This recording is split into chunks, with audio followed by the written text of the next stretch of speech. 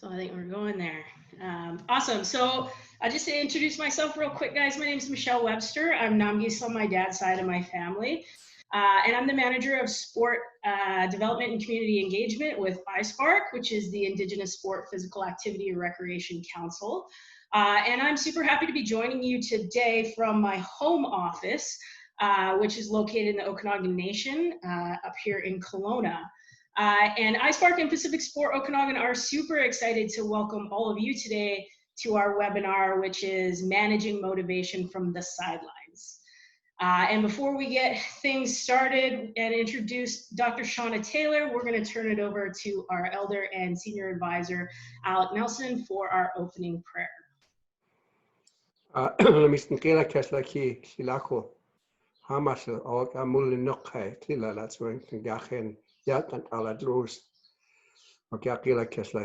In my language, I have acknowledged this wonderful moment and the invitation to come and share with our hearts. And before I get into the actual prayer itself, I'm very mindful of what's happening around the world and within our families, communities, and all that we have as far as our personal bubbles, as they call it now. But I'm also very mindful of the students. Just very briefly and quickly, this time of the year, graduation is happening everywhere. And we're challenged with sort of the concept of celebration. And I think I'd like to say to all the young ones out there that to make it to this point and to make it through every day is a graduation. And I just want to say to you that congratulations. I met a young boy at a garage this morning, and he was going to Mount Doug School and a football player. And so he just basically was kind of shrugged it off in this innocent way and said, it's okay, there's going to be another day. And I said, you know, you're wise in your young days right now in saying that. So with that, my traditional name is Okwilakamet from the 4 tribes, the Musqueam-Zawadeno. And I just want to acknowledge all those traditional territories that everybody is calling from. And I specifically am calling from the Lakwana Nations. And I want to acknowledge our Creator for, once again, this wonderful, beautiful day that is placed in front of us. And thanking the Creator to teach us to respect all of creation. We want to thank the Creator for our children, our families, our communities, our elders, and all the wonderful leaders that are online right now.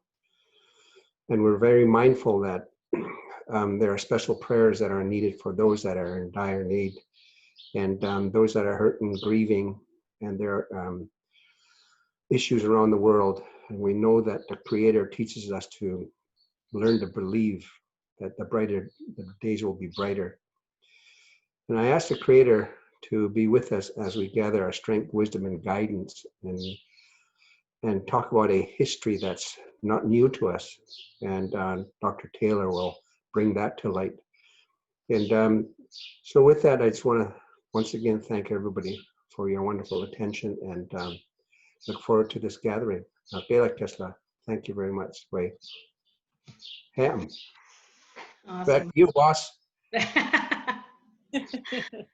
Awesome. Thank you so much, Alec. As always, your words are spot on. And so thank you for setting the tone and creating this positive space for us to share today. And also for acknowledging the milestones that are happening for the young people right now. And for we should never miss an opportunity to raise them up and acknowledge them. And so thank you for doing that. And yes, always appreciative of your time and your words. Yeah, so guys, it's certainly been interesting in the world of sport, in the world in general, and so we're super pleased to be able to put on this webinar series to help support and navigate some of the murky waters and give some tools to hopefully come out of this thing and ready to hit the ground running in our sport. So. With that, I'm super pleased to introduce you guys all to a good friend of mine and an amazing individual in the world of sport and outside the world of sport, Dr. Shaunna Taylor, who is our presenter today. And I'm going to have to go to my notes again because Shaunna has done so much, guys. We're so lucky to have her with us. Dr. Shaunna Taylor has over 20 years of experience as a clinician and service provider to athletes, dancers, musicians, and other high performance-based professions. She's the chair of the Canadian Sports Psychology Association and advocate for promoting mental performance and mental health as part of the holistic development system. From providing support to developing athletes, to being a part of integrated sport team member, to 6 Olympics and 4 Paralympic Games, Shaunna has worked with sports including basketball, soccer, archery, lacrosse, track. That's just to name a few. You can ask her about the list she's created and her many flights around Canada of all the sports that she's worked with. Just a wealth of knowledge there. And that's just, again, to name a few of the sports. All this is in addition to her role as the Executive Director of PacificSport Okanagan and her role as the current mental performance service provider to Ballet Kelowna, athlete and coach services at PacificSport Okanagan, as well as the Canadian Centre for Mental Health in Sport. So super pleased again, Shaunna, to have you today, and welcome to everybody participating. And I'm gonna turn the show over to you and look forward to your presentation. Yo, bro. Awesome. Wow. Thank you, Michelle. That was humbling. So can you see I've got the agenda and I erroneously have tonight on it, even though it's tonight somewhere, but it's not tonight here. It's noon. It's noon for where most of us are. I'm coming as well, like Michelle, from the Okanagan Nation. So pleased to be a partner of Michelle's and friend, and building better and closer relationships with SPARC and all our partners. So this idea for tonight, really to zero on this purpose, is to help better understand motivation. So for athletes to better understand it, and I'm sure there are some coaches on today as well, and how we can shift our perspective that we might be at right now if it's not serving us, to a perspective that's going to help us navigate these challenges as best we can. Come up with some resources, come up with some tools, and hopefully be able to, like Michelle said, come out of this really challenging journey, ready to hit the ground running once sport opens right back up for us. So to get moving forward, just a quick note on our manifesto of who we are. If you aren't familiar with the Pacific Sport networks across the province, our manifesto in the Okanagan is to empower communities to play, participate, and perform at our best through sport. And so it's my great honor to be here with you and to be partnering up and thinking about the jurisdictions of all of our province and all of your nations, and how we can take that view of something that we're all dealing with right now and bring that locally and make it matter. So the purpose is for you. This was designed for you. I was thinking about you and trying to see if I could come up with some messaging and tools that would be meaningful for the athletes and coaches on the line right now. So without further ado, we know a lot of you are on the sidelines. We don't have a lot of leagues going on right now. Many of you were destined for BC Games. You were destined for regional, provincial, national championships, North American Indigenous Games. There were some big dreams that were supposed to happen, and we're on the sidelines right now. Yeah. So they're not over. They're going to be opened up in the future, but we need to think about what we do for the now. And so everyone on this call is going to be unique. Everyone has been adapting in these past weeks and months differently and in a really unique way. So for some, this has caused some significant anxiety and disappointment, frustration, anger, you name it, all across the gambit of potential. And so we need to be thinking about the fact that all of you are different and your reactions are going to be different, and every day is going to feel maybe different. Because you're going to get one piece of news and then it's going to change and the restriction's going to come on and you'll think there's the green light and then there's not. So how are we going to cope with that? So the first thing I wanted to just be able to drive home and think about is something that Alex brought up in the prayer and in setting the stage for all of us, is that this is a global, this is a huge phenomenon, and there's a lot of negative aspects to it, but there are some really positive aspects too. And so I've got some of the recent numbers over the last week to do with our province listed here, and some feedback that I've received over the past months, because I have still been counseling virtually with athletes. Many have said to me, you know, I feel guilty. I feel guilty that this thing that I do of sport, you know, there's so many people suffering in so many different ways, and yet I feel really guilty, and I don't know what to do with that. You know, how I can, and what you need to do with that is that it's okay to feel multiple things at the same time. And it doesn't make us a bad person for missing this beautiful sector that we're in that binds us together. It's like family for many of us. So it's okay to feel lost and feel frustrated. But it's also important that we remember the bigger perspective. And that's a little bit of what I'm going to talk about tapping into today. So the first thing I do, and the first thing that I would ask coaches to do that are on the line, and then for you athletes, is to kind of check in with yourself every single day. Or maybe it's every week you take a dedicated time to think out, you know, where am I at with this whole COVID stuff, and the fact that my sport has been sidelined right now, and my motivation is up one day and it's lacking the next. Well, you check-ins like step one, sort of where are you at? And so I try to take sort of a science and spirit approach is how I put it. And, you know, you can decide what works for you, what resonates for you, but I think it's a bit of both. There's the heart and the spirit that you can measure.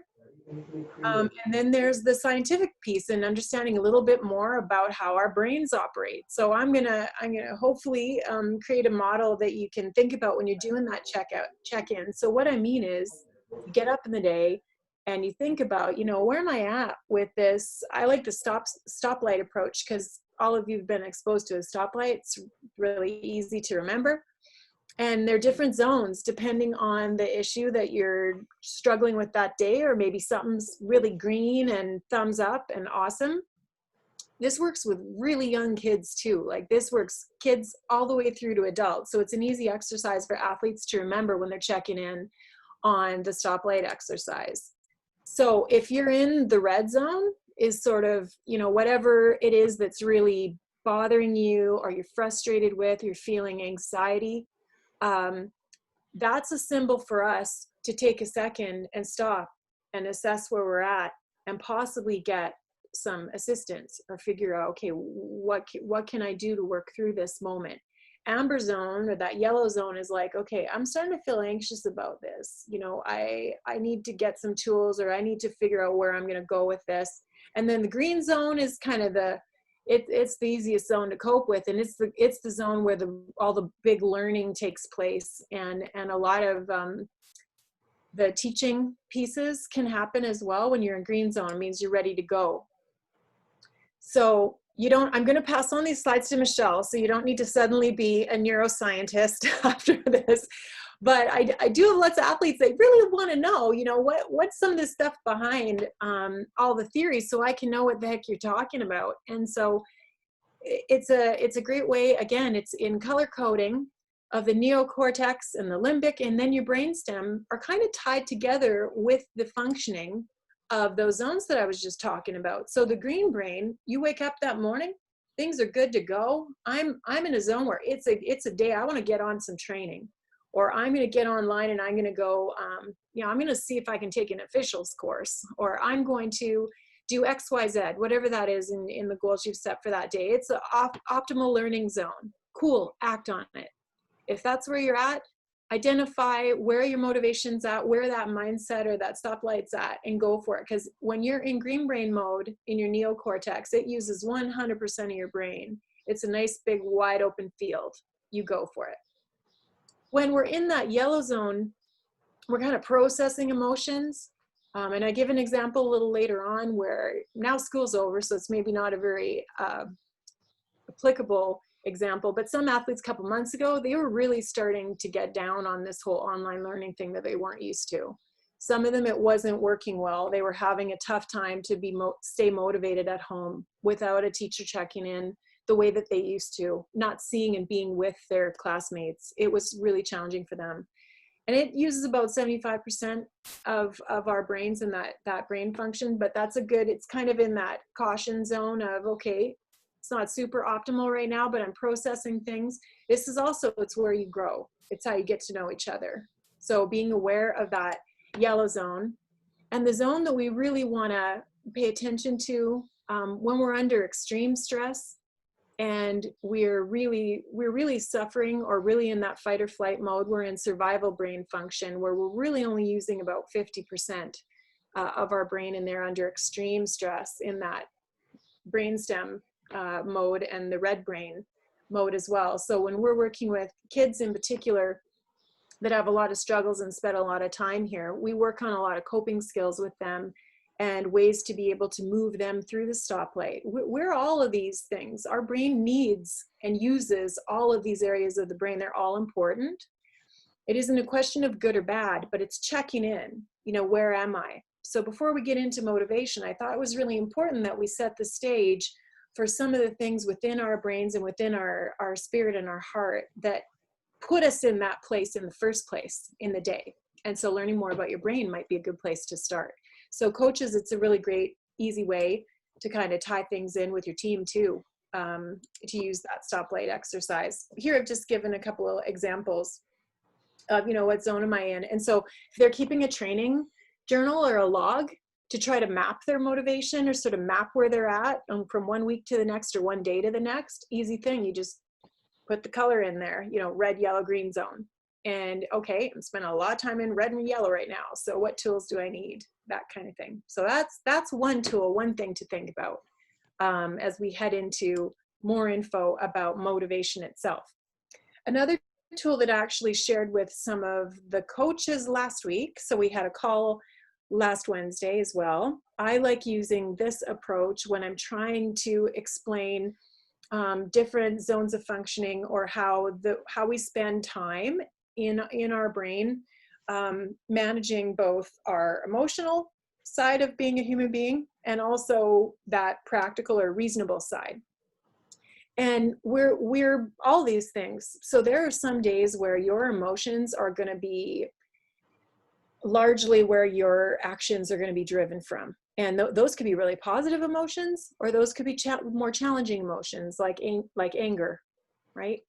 And then there might be days where we're feeling like we're in a more reasonable mindset, where we can kind of remove ourselves more easily from some of those really powerful emotions that drive us and start making it through a few practical and really logical decision-making things, kind of pen and paper exercises. But where a lot of the change happens and where I think the biggest growth happens for athletes is when they figure out that you don't have to get completely out of your emotional mind or completely out of your reasonable mind. The magic happens when you're able to tap into both. And this is a product of experience. And you can talk to your elders and your coaches and other adults and important influencers in your life that can help you develop that wise brain.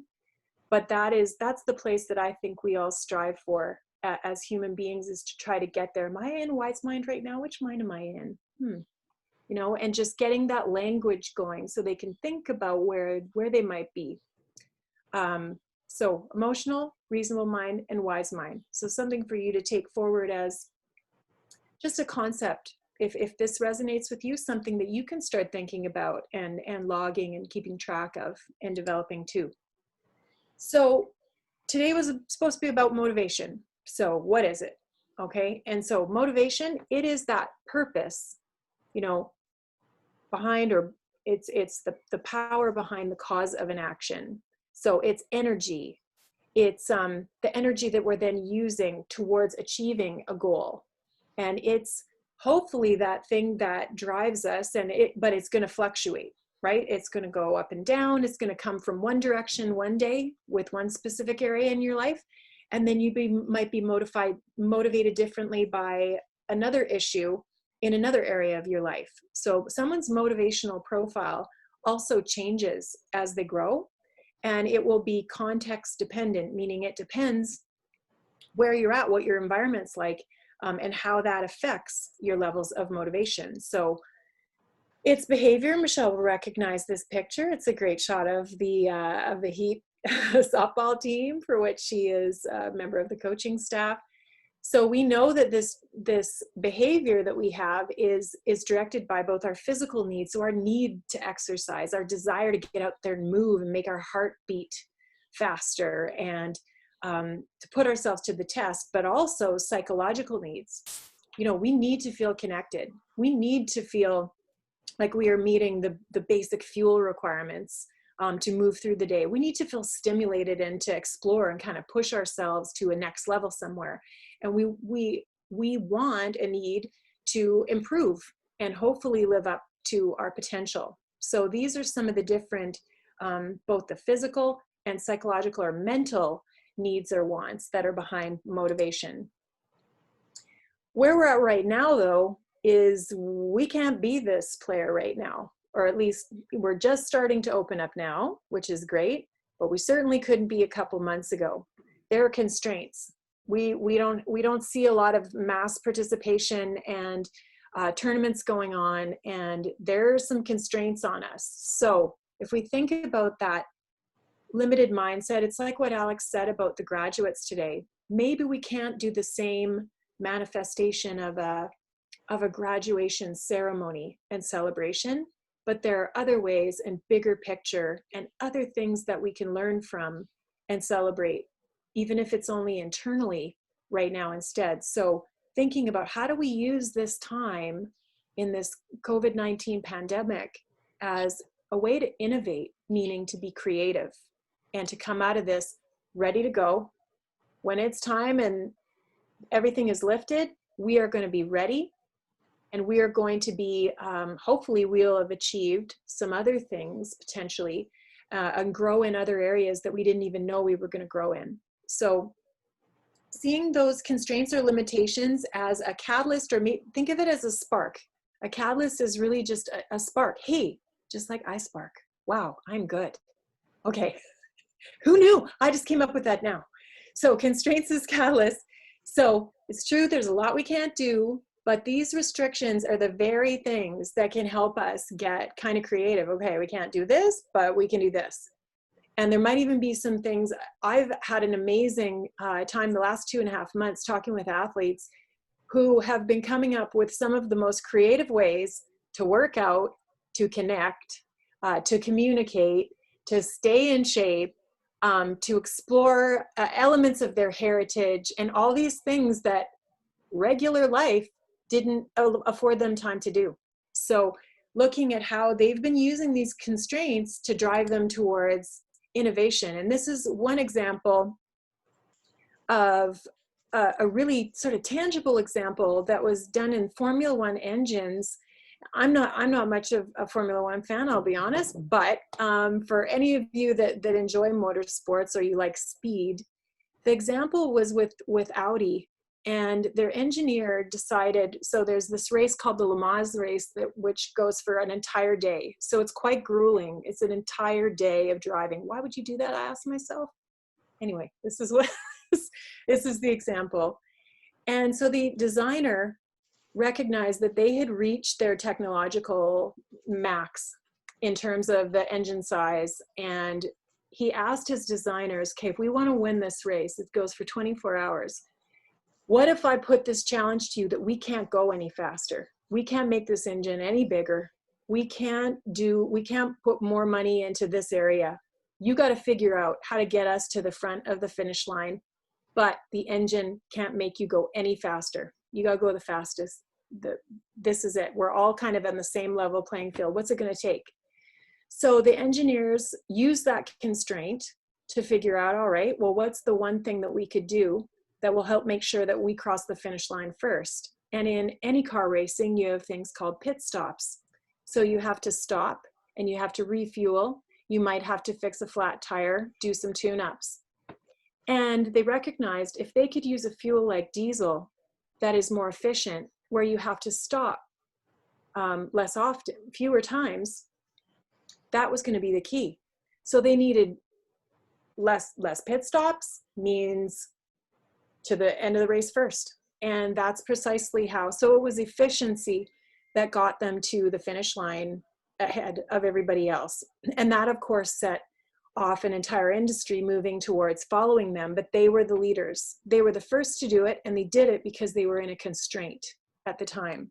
So I thought it might have a bit of something we could relate to, because a lot of you work in sports that require speed. So what if, you can't just be going on speed alone? What if it's what if it's efficiency? What if it's your mental skills? What if it's your fuel?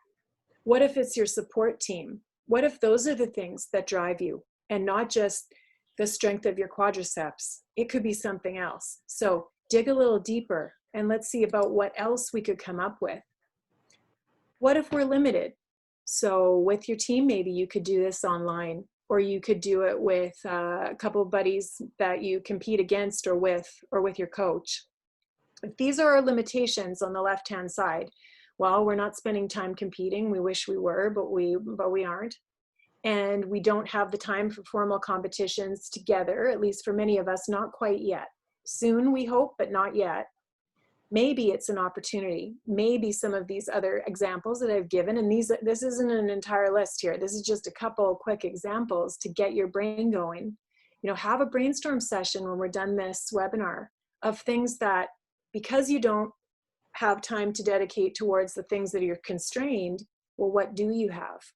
So more time to perfect particular technical skills.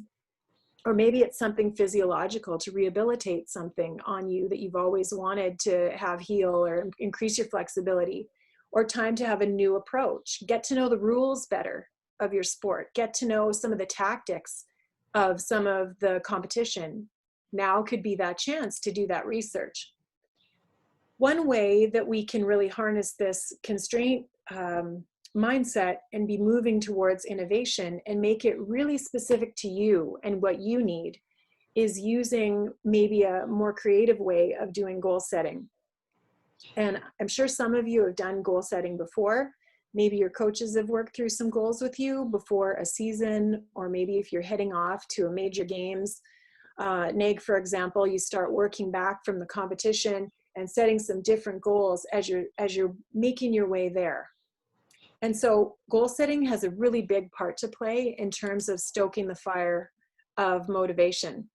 But there are different types of motivation, and those different types respond differently, and their goals might look different depending if you are more motivated in a mastery climate, I call it, or what the research calls it, or a performance-based environment. So types of motivation, what's the difference? So the mastery orientation are really more towards becoming the masters of that skill.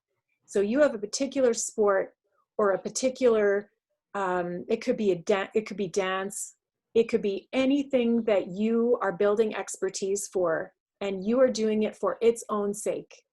You are doing it for the joy and to become an expert in that particular skill or that particular realm as best you can, not just to demonstrate how you are superior to others, but how every day you are better than yourself, than you were yesterday. So creating confidence maybe in a particular area, maybe you're really confident in a lot of areas of your sport, but there's this one that you consider your biggest challenge, and it now becomes in this couple of months maybe ahead. This is where I'm really going to get some technical input from my coach, and I'm going to work on that area that I'm lacking confidence in. I'm going to zero in on that. That's a mastery oriented, because it has nothing to do with scores. It has nothing to do with medals or podium or playoffs. It has to do with mastery. Performance is really where you're demonstrating that alongside your competitors, you have some demonstration of superiority. You're competing against others. And it's not a bad thing. I mean, it's a great thing. And it's the very basis of a lot of our sports. We don't, cooperate sport, we compete in sport. So we cooperate in our training, but we compete in sport. We train for competition. We train to demonstrate superiority. It's a really important human drive. But is it super helpful right now when we don't have competition? It could be harnessed a little later, and I'm going to talk about where you will want to make sure that you scratch your competitive itch But if you shift a little bit more towards your goals that are oriented on a mastery orientation and a mastery motivational environment, this might be the right conditions to be able to focus on. So that's going to be a project maybe with you working with your coaches or working with parents, elders, anyone who is in a position to be working with you. So using this time as a bit of a microscope. So I think a lot of us, and this was mentioned in the prayer and prior to the prayer, is that the world is there are many people suffering, and I think we have cast a microscope on a lot of really important issues have come. There will be a lot of growth. There's also been a lot of pain and a lot of folks really struggling and figuring out what their purpose is and where they're going to be putting their energy. So using this time as a microscope and making a commitment that sport really matters to us. It makes, I know Michelle can attest to SPARC, and I do at PacificSport, we want better people to result from sport. We don't want just better athletes. We want better people. In our coaches, not just better technical coaches, we want better leaders, right? So this time is a microscope that we get to cast, really take a look at micro and macro, small and big, really making it matter. So a lot of athletes have been like, well, you know, especially if they're really fluctuating in their motivation and it's just in the basement right now, just having tough times, or I'll be working with them in a session. It's like, I can't even get into it right now because I've got nothing to train towards. No one's given me a date. I don't know when any of this stuff's going to get rescheduled. Can't even compete. You know, what's the point? Well, the mastery mindset can help that, because mastery doesn't need a date. It doesn't necessarily need a competition, because it's the difference between having a goal and having a purpose.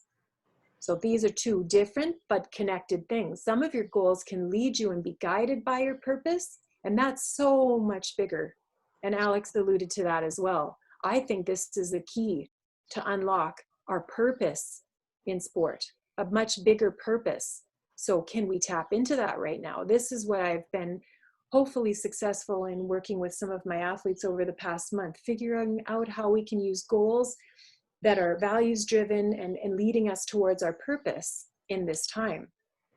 So you've got this awesome Team BC basketball player destined for NAG one day, and thinking about, with this mastery mindset, what are the things that he can be doing today, this week, this month, towards that purpose.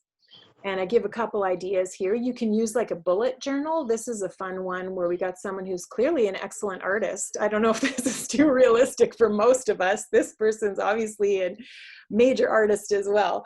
But also just on our phones with the memo function of so many young athletes use technology. It's something they're really familiar with. I like to recommend using both if you like both. But if you lean towards one or the other, making sure that you're making those goals and some of that purpose as it evolves, making sure you're creating a log for it, not just, oh yeah, I'm going to do that. Yeah, I kind of had a brainwave while I was running and I'm going to do this. Well, that might float into nowhere land if we don't log it down. Let's be a witness to that. Let's get it down on the memo function on your phone. Let's get it in, you know, your goal setting, some kind of journal or log, and help you through this time and really draw some attention to it so we can go back to it and not forget when we have these really great ideas or these innovations. So these goals set at mastery are really good fit right now.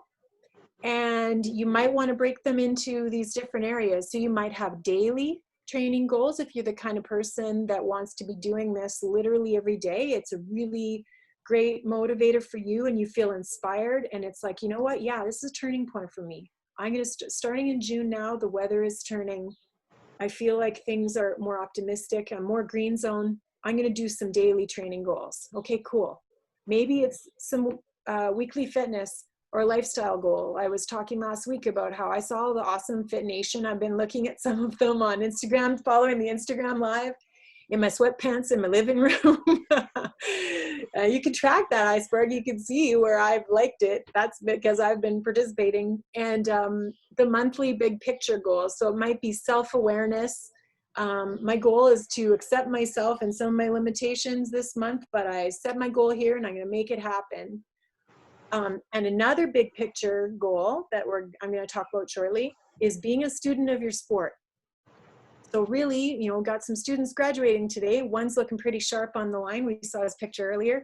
And you're a student of life, but you're a student of your sport. So we can't let our coaches do all the heavy lifting and the hard work. You know, we need to also make a commitment to understand the rules better, to understand some of the tactics, to understand maybe our equipment needs more and some of that maintenance. Maybe this is a place where we take a step towards more responsibility as an athlete and making that, that load a little lighter for our leaders. So that could be a big picture goal. So it could be daily, could be weekly, all of those things. So for the daily, maybe what you could do, this could start today. You send an email, you text your coach, or whatever your main communication mode, or maybe some of you use a team website or Facebook group, and ask if there's a specific skill or a tactic or a breakdown that you can either do alone or in a pair. If you've got someone in your family or someone in your exposure bubble that you're currently with, that you can do with. So that's an example of a daily training goal that you might want to do that's mastery oriented, because we can't really be setting too many outcome goals at this point to do with competition. The next category that I talked about earlier, so that weekly fitness, or maybe it's a lifestyle goal. So what I mean by that, well, fitness goals, that obviously sort of speaks for itself. They involve things like conditioning, so your cardiovascular fitness, muscular fitness, all those pieces. Injury treatment or prevention, so could you improve some flexibility? Maybe you do other complementary activities that can really enhance your athleticism. Maybe you're a dancer, and this is the time you can bring both dance and sport, make both sides of you better at both activities. So thinking about some of those weekly fitness goals, and then also the lifestyle goals. So the sleep, how's your sleep been? You know, a lot of sleep disturbances being reported these days because schedules are completely different. A lot has changed, and sleep has, of course, been a big piece of that. So are there little things we can do to improve the quality and the duration of our sleep? And then, of course, power, fuel, the fuel that we need to be at our best as well. Are there ways that we can improve that fuel? Then the last piece, the big picture goals. So being sort of self-aware, that check-in that I talked about. So you've got that stoplight exercise now, or maybe you like the concept of the wise mind. You know, I spent a lot of time in emotional mind last week because I had a lot of upsets, you know, and I feel a little more removed from that today. And I feel like I'm going to sit down and make a bit of a plan, and I'm going to work towards my, you know, my wise mind in regards to this particular thing that really was tough on me last week.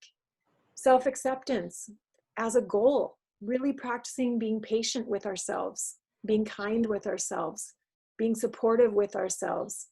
Everyone on this call has been through something or is currently going through something. And so being kind, being compassionate to ourselves, and that will come out to others as well. So this is something the world needs more of, all of us. And it starts at home. It starts with you, in your heart. And then I already spoke a little bit about this last one. So becoming a student of your sport, and your coaches will thank me for this. So you're welcome, coaches. You know, so hopefully now this is like, you know what?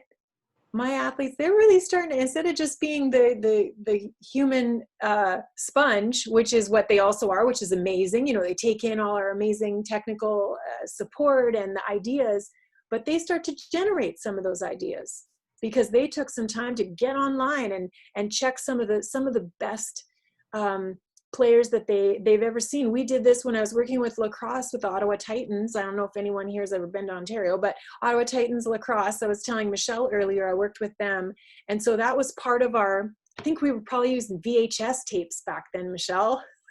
Whoa, how old am I? Well, so get the VHS tapes in there and we would figure out, well, here's what Akwesasne is doing. So we got to do, and it's like, you know, don't rely on your scouts. Like, you're a scout too. You know, you're the one who's out there on the pitch. Like, you're the one that can make the difference. So we need you to be part of the scouting and a student of the sport, not just our coaches, right?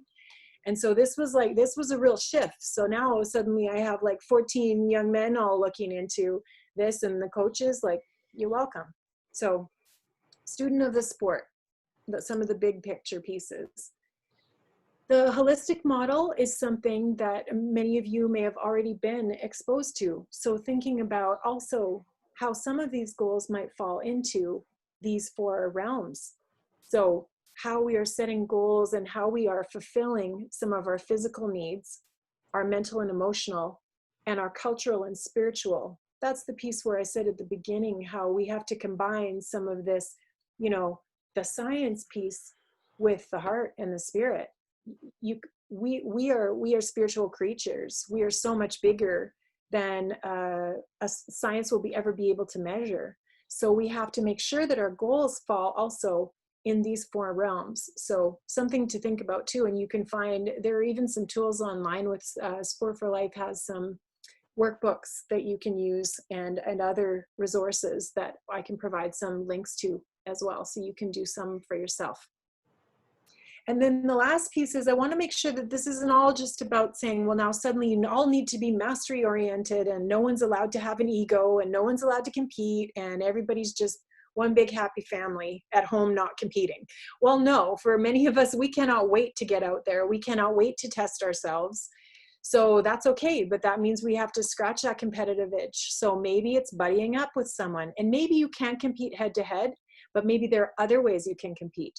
So you can be working towards a mastery mindset to improve yourself in an area that's maybe not right on the pitch, but you can make a challenge to a teammate, or it's someone that you know somewhere else, you know, that you haven't seen for a while. And it's like, hey buddy, I'm trying to do this and trying to stay motivated. Can you help me out? Let's set a goal. Next 2 weeks, we got to do this, right?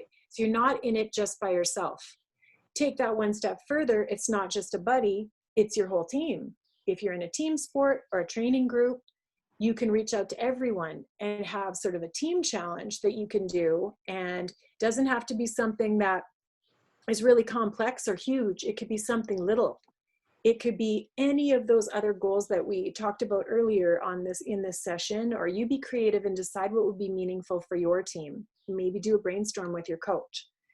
Have a virtual group goal and some different targets with your friends. So you're kind of competing against each other, but again, you're competing with yourself as well. So this is the great way that you can merge them together. And then a lot of my athletes will tell me, you know, Shaunna, if I know that I'm not, unless I know that I'm going to be meeting with you, or I'm going to have to talk to my coach, or someone's going to check in on me, I have trouble doing things just for their own sake. Like, I want to know someone's going to go, boom, you know, the hammer's going to come down if I don't do it. I need that for some of these because they're very challenging to me. And so I need some oversight. There's bound to be someone in your life. It could be a teammate, so it could be a peer, right? It could be a coach. It could be a family member. It could be an elder, someone that you respect, who cares about you, who can be that person you report into and helps you to keep on that path. And this doesn't just apply to sports, it applies to anything.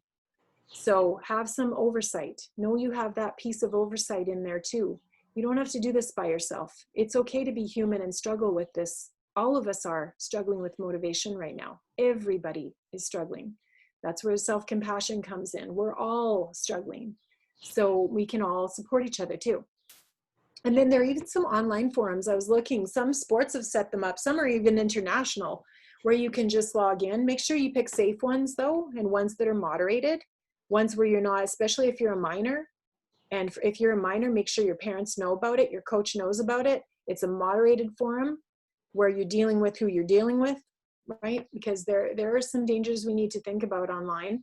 But if it's a moderated forum that is being with some oversight from the sport body or from a sports science group or something like that, that can be another really great place to do some challenges or stay on track motivation-wise. So the last thing to think about maybe just reflecting into your past, because I don't know all of you. I recognized a few of the names on there, which is fun. But if you're going to be knowing yourself the best, you're going to start to get to know yourself even better in the months and years ahead. So think back as a predictor for the future. Think back of a time when you were really motivated. And it doesn't have to be in sport. It could be in school. It could be in any kind of situation. What did it feel like? So what was the source of the motivation? What was the spark? And I've given some examples here. And so thinking about, if that's the case, and I know that that works really well for me when I have something to accomplish for myself that I came up with myself. Okay, if that worked for you in the past, let's do that again. If I had to prove something to others, I needed to have my coach say, what's the area, if you could have your dream and have me make the biggest impact on the team, what would be an area of my challenges that you think I could work on right now to be of the best service to the team? So work together with your coach and prove to them and yourself that you can make that happen. Or the last one, maybe it's your service. Maybe it isn't even just about yourself. I was motivated because there were some people on my team and my program that really needed lifting up. They were struggling, and I'm a natural leader and I'm a helper. And that made me motivated to help others. It wasn't even about me. Then that's awesome. If that's going to be the driver, make sure you've got some in there that will drive you from that motivation source. All of you will be different. So this is just a bit of a summary in closing of the reaching out. Like do it now. Like, let's make it happen. Do it don't wait any longer than this week. Let's make, you logged into this for a reason. You logged in, you gave me your lunch hour for a reason. So hopefully it's because we're going to be making some changes starting today, which is fantastic. Get to know your motivation landscape, right? Being aware, shifting from I'm struggling. My motivation's been up and down. It's currently down. I'm going to see if I can shift it to mastery, and then make sure that it's okay to have the performance orientation. Make sure you scratch it somehow with some mini challenges as well, so that you've got both mastery and performance mindset to be able to fuel that too. And that's it. We'll just close with this really awesome SPARC picture of Team BC. And there you go. And I'm going to take this spotlight off myself. There, because I want to see. Did that work? There we go. Awesome. Excellent.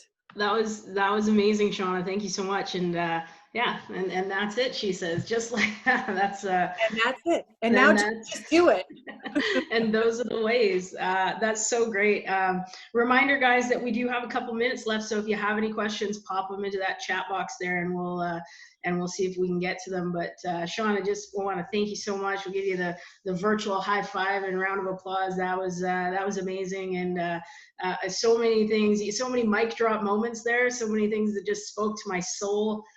Really, really good stuff there for both. I think I reflect back on myself as an athlete and myself as a coach, and the young people that I'm working with. And I think there's some really great messaging in there.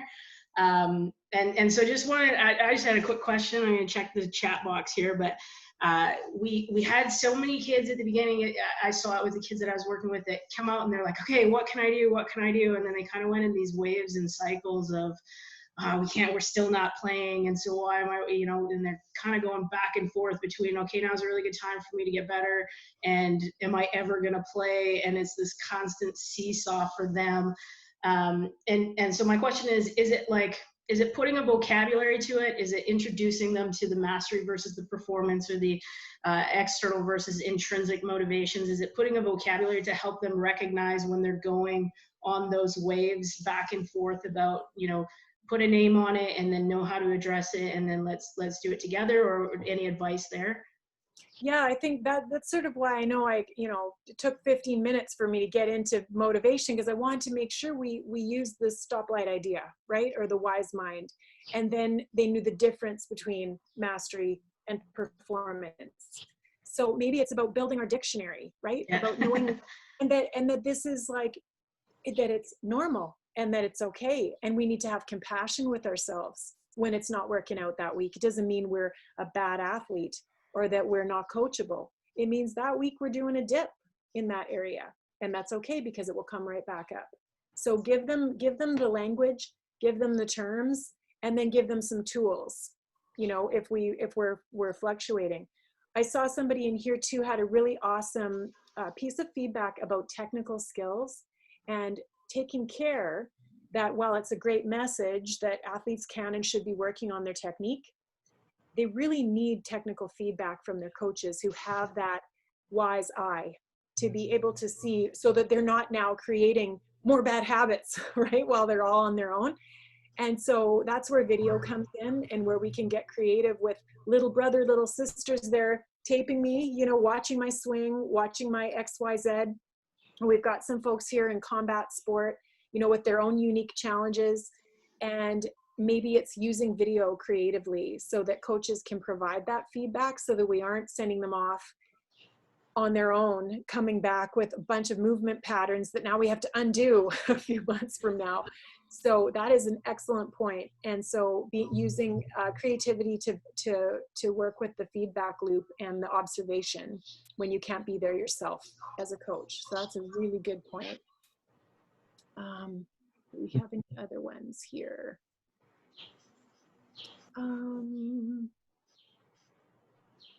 Most of them are comments, which is really great. Yeah, you knocked it out of the park, covered all the bases. Just saying that if things were useful, but maybe we don't need to put a restriction if you've got folks that are on right now, or maybe it occurs to them once we log off. Ooh, I wish I'd asked about this. Can I hopefully put it towards them that they can contact you, and that you'll get in touch with me, and we'll work on some solutions together, and that this is being recorded, and also I'm going to have a resource list so that everyone will know these different techniques that we went through today and different concepts, and then some places for them to learn more when we're done. Yeah, absolutely. Yeah, for sure, guys. If you have questions that come up for you afterwards, please feel free to shoot me a note, and we'll make sure that Shaunna gets them and can help out as she's available. Really, really great information there, Shaunna. Again, thank you so much. I love the holistic aspect and the positive, you know, the focus on the positive things that we could be working on, and you know, just being creative about it, and getting better every day. So loved it.